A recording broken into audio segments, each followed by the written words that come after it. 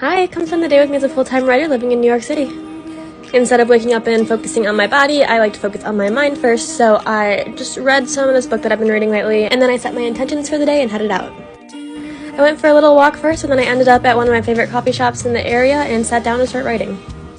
Of course, literally 2 hours later, my computer was dead, and I didn't even have a charger, so I had to head back home, but it was okay. I kept writing there, and then I got to read a little bit more of this book that I've been reading lately by George Saunders.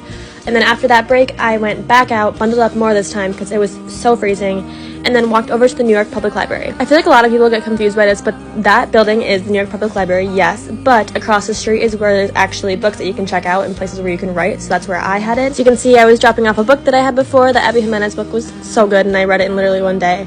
But then I wrote here for a long time. It was dark outside by the time I left, so I was there for at least 4 hours. And then I figured I needed another book since I just returned one, so I went to the romance section and tried to find one that was not too cringy, but would be a quick read, because I have a lot of other heavy reads right now, so it's good to, find something that's easy to read in between.